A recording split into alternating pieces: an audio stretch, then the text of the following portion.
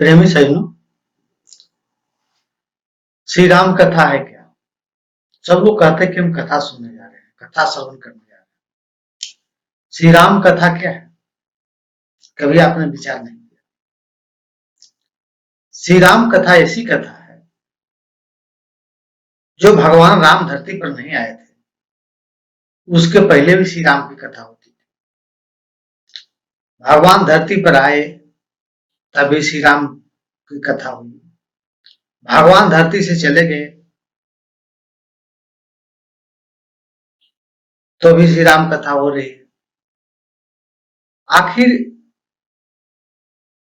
कौन सा कथा है जो श्री राम नहीं थे तो भी हो रहा था, थे तो भी हो रहा था, आज नहीं है फिर भी हो रहा है? वो श्री राम कथा क्या है? अब थोड़ा विचार करेंगे कि राजा दशरथ के दरबार में पुत्र प्राप्ति के लिए यज्ञ का अनुष्ठान करवाया गया। वो यज्ञ श्रृंगी ऋषि के पास जाकर के यज्ञ का अनुष्ठान हुआ।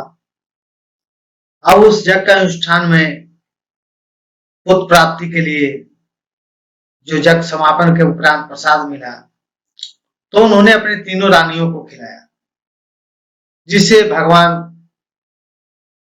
राम का जन्म हुआ। साथ में लक्ष्मण भरत शत्रुघ्न। तो अब बताएं, भगवान त्रेता में आए, सत्युग में भी राम कथा होती थी, त्रेता में भी हुई, द्वापर में भी हुई, आज भी हो रहा है। वो कथा क्या है? कहा कि वो ऐसी कथा है जो उनके आने के पहले भी हो रही थी, बाद में भी हो रही है, आज भी हो रही है। कहते हैं राम जगत में चार है, तीन को करो विचार। अब विचार आपको करना है, मेरे को नहीं। कहते हैं प्रथम शालिग्राम, दूजे परशुराम, तीजो राजा राम, चौथे आत्म राम। अब यहां आप सोचे कि आप कौन राम को भजते हैं? प्रथम शालिग्राम, दूजे परशुराम, तीजे राजा राम, चौथे आत्म राम।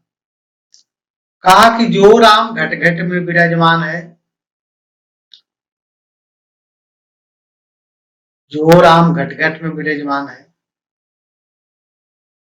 हम सबको चलाने वाला शक्ति है। एक समय में राम को चलाने वाला भी शरीर को तो शक्ति था, वही शक्ति से उनका भी शरीर कार्य कर रहा था। वो ऐसे राम हैं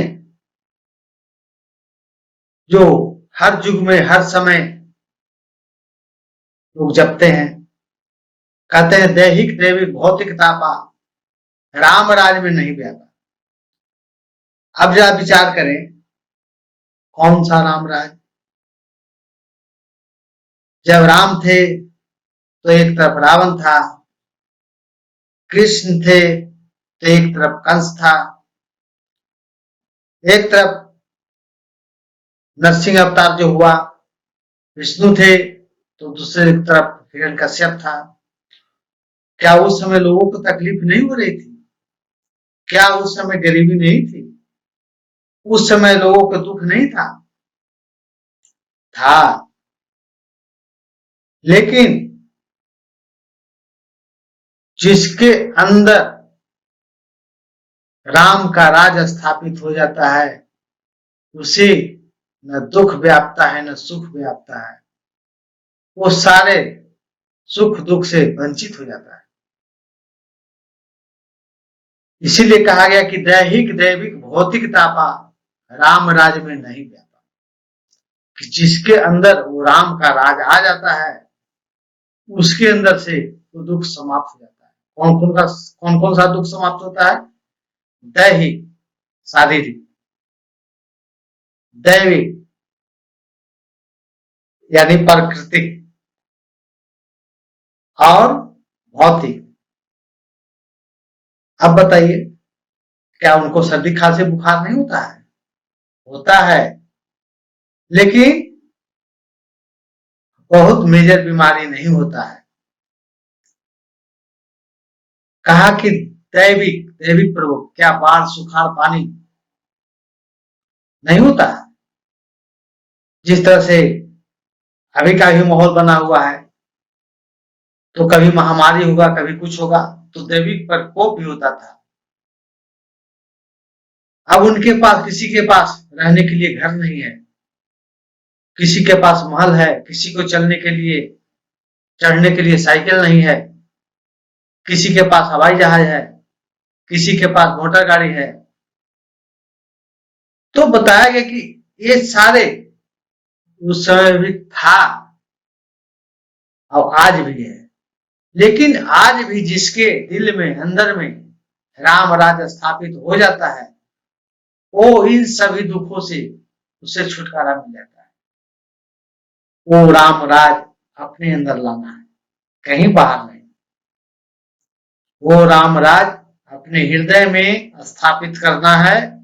आज इससे, इस सभी दुखों से उसे छुटकारा निश्चित क्रांति के साथ समाप्त हो जाता है।